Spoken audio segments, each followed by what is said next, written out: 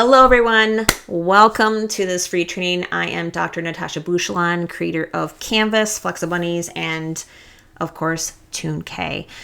I hope that you are enjoying your summer. Those of you who are school-based BCBAs, maybe you're coming into the new setting from clinical, you don't know where to begin. Maybe you've been a veteran BCBA for a long time and can contribute your own experiences and specialization in this area. Myself, I also work in the school-based setting amidst and aside from all of these things that I do with Canvas. And so I thought I need to start contributing a little bit more education and add value to our space in a way that is available and more accessible. And so I wanted to talk a little bit about Tune K, and I'm hoping to add some more to our space moving forward. Since I am on break, hopefully you are relaxing by the beach or having fun with your kids, your family, loved ones.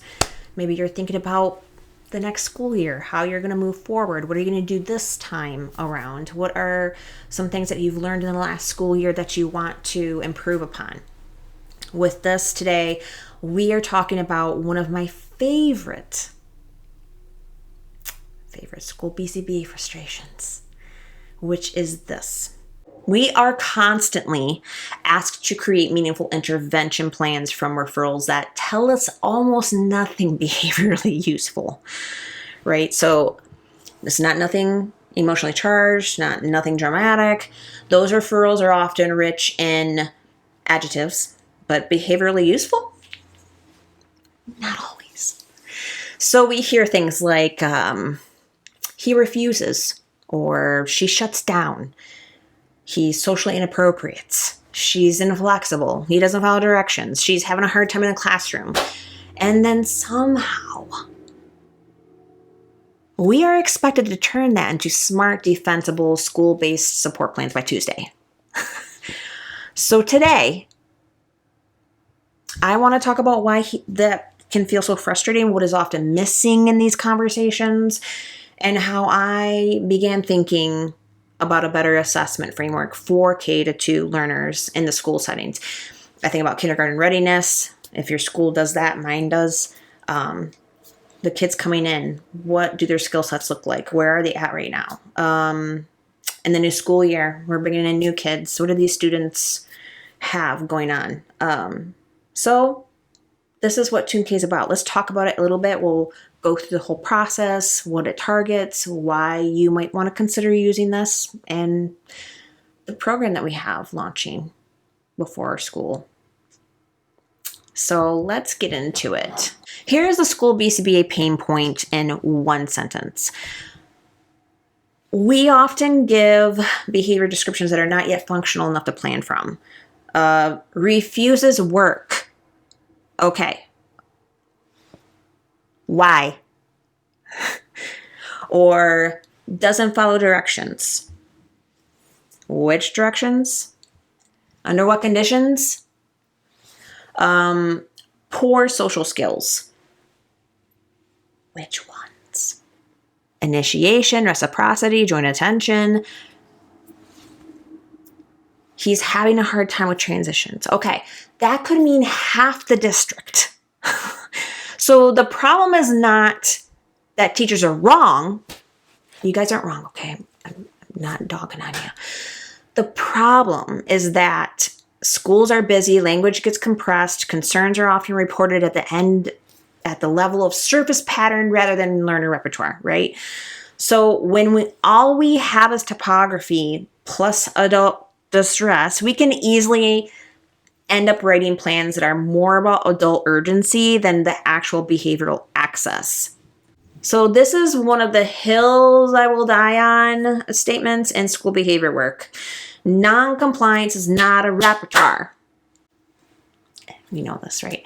It is a label for a pattern someone does not like. Let's be real. Okay, it might reflect weak listener responding though. It might reflect weak relational understanding. It might reflect no functional way to ask for help.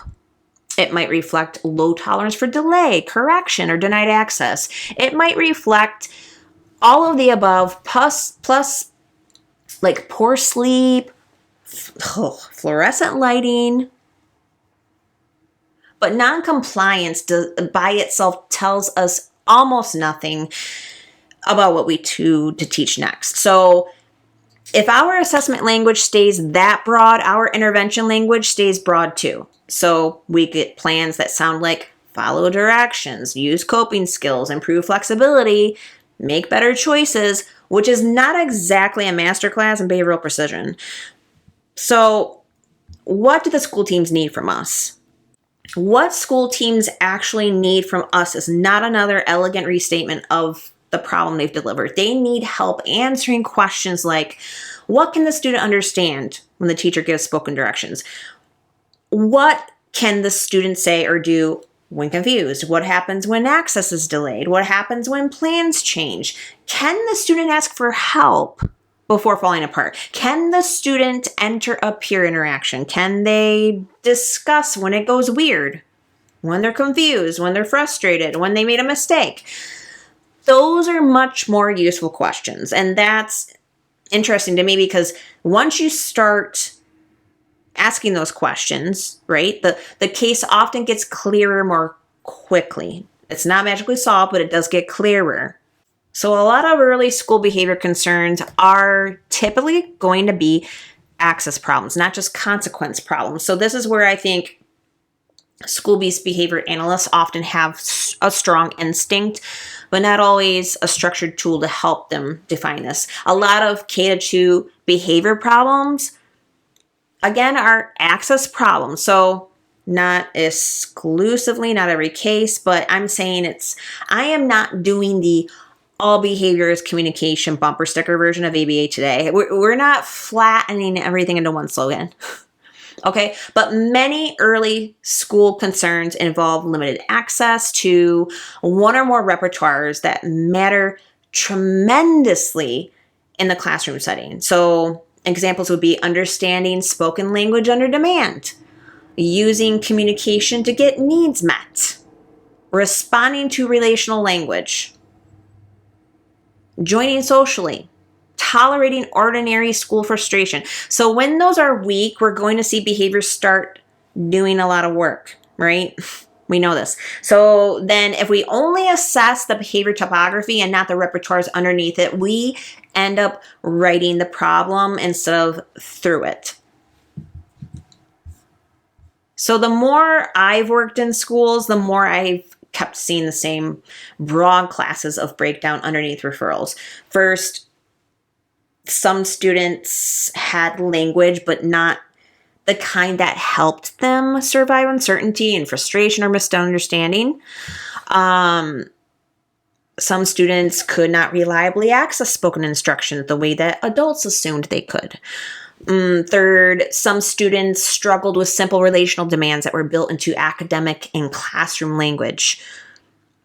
Some students were not actually socially disconnected in a broad sense. They were simply missing specific social repertoires to engage.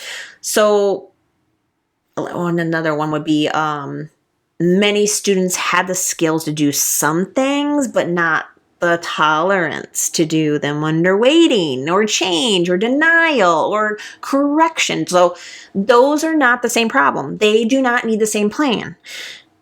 And they should not all get filed under behavior in the same way. So why? Why is the typical school assessment so unsatisfying, at least to me, in my own experience? In schools, you often have one of two bad choices. You either get broad behavior referral language with almost no repertoire specifics. Any specifics is what I'm trying to say. Or you get developmental academic tools that are useful in their lane, but don't quite answer the practical question that us as a behavior analyst are trying to answer. So an example would be, what is the student actually able to do under the kinds of contingencies that are creating problems in school? So that's a question, not what percentile are they in? How delayed do they look globally? How many times did they refuse last week? But what repertoires are actually available under school conditions? So that's the gap that led me to start building Tune K. K is a behavior analytic school-based probe designed specifically to use with kindergarten through grade 2. It was built to sample the repertoires that often shape participation in early school settings. So listener responding, speaker and communication repertoires, relational understanding, social connection, adaptive participation, all within the context of school demands. So again, just a reminder, it's not norm referenced. It's not trying to be this omnibus developmental battery, but it is a practical structural way for school-based behavior analysts to see what is strong, what is emerging, what is fragile, and what likely needs direct support. So that's the framework. That's the framework of K and how that works, essentially, in a nutshell. And because I like to keep my ethics clean and my claims non-embarrassing, let me clearly say what K is not. We need to identify that. 1, again, not a diagnosis tool. 2, it's not an IQ estimate. 3, it's not a replacement for interdisciplinary evaluation. And 4, it's not me pretending one probe can answer every question about a child. What it's meant to do is sharpen the behaviorally useful part of the school conversation. So it helps you move from, he has behaviors during transitions, to something more like, his communication is relatively intact, but adaptive participation collapses during denied access and transitions. So the next step targets need to live there. See what I mean? So this is a very different quality of planning conversation that should be happening in the school setting. Behavior analytic. Okay, so let's talk about what K is going to look at. There are 5 areas. At a very high level, we're going to stick to this. It's organized across 5 areas. So 1 being learner repertoires. They ask whether the student can respond to school relevant spoken language and directions. 2, speaker repertoires. These ask whether the student can request, label, answer, and repair communication in useful ways. 3rd is relational repertoires. They ask whether the student can respond to same, different, more, less, opposites, categories, perspective type language that shows up all over school. Think RFT. Always. The 4th is social connection. So this asks whether the student can orient, initiate, reciprocate, and discuss simple things, problems, simple social interactions. And then finally, adaptive participation. This asks whether the student can wait, tolerate denied access, shift routines, right? Accept correction, and continue participating under ordinary classroom demands. So this combination is what makes the framework so useful. It's targeting those specific things you're going to encounter every single time in a school setting. It's what comes up every time. Every time. It's covering all your bases. So why this matters for school BCBAs? This matters because school BCBAs are constantly being asked to sit at the intersection of behavior, instruction, and team planning. And we can do that. We have the skill set and repertoires to approach all of these areas. But we are not just managing severe behavior. That's important to understand and remember. We are not just writing BIPs. Sometimes we have to remind our administrators of that, but again, we're always educating and disseminating, right? Always. We are not just sitting in meetings translating teacher frustration. Ideally, we are identifying what is behaviorally relevant, what is teachable, and what supports access. And honestly, school teams often need us to do exactly that because no one else is going to frame the case this way. They're just not. So K was built for that niche. The kind of questions K is designed to clarify are things like, does this child really understand the teacher's directions? Or are they surviving on environmental guessing? Can this child ask for help before behavior escalates? Can they repair communication when it's misunderstood? Is social difficulty about not caring or about not having entry and reciprocity behaviors? Is this student not compliant, or are they falling apart specifically around delay, denial, correction, and change? So these are the kinds of questions that are going to be produced into better plans, because once you answer them, the intervention starts getting less generic and more behavior analytic in every way. And this is why I built a certification around this program. The book is now available. The tool, the probe is available. But I think getting more in-depth training around this program is going to better help you guys. One thing I knew early on as a school-based BCBA was that I did not want Tune K to become just another book on the shelf where people sort of skim it, like the title, and then freestyle the rest. If people are going to use a school-based probe and talk about student repertoires from it, I want them to do that with fidelity. I want them to do it with conceptual clarity. I want them to do it within ethical boundaries. The school setting is a very different beast from the clinical world of ABA. And I think a lot, and I know things are improving with the college programs, but in the past, like if you're coming from the field like I have, where everything was geared more towards autism-based, like autism therapy, working with kids on the autism spectrum, you don't get a lot of generalization across different settings. We can work in gerontology, business, organizational management, you name it, health. Behavior analysis is a broad methodology, a very niche one that has been kind of honed towards where the insurance pays. And unfortunately, we need to ensure that we are competent within other settings if we're moving toward it. So if school is new to you, or even like you've been in it for a few years, it's important to get that mentorship and support in a new space. The certification is designed to teach clinicians what Tune K is, how to administer it, how to score it, how to interpret it, and then of course how to use it to drive actual school planning without wandering into overclaiming and vague nonsense. It's really helped to reduce the overwhelm working in the school setting and ensuring everything is ethically done. And because if we're going to do this, we should do it well, right? So this is what the certification covers. We are about to launch a certification, and I want you to understand the value of taking it. Why would you take it?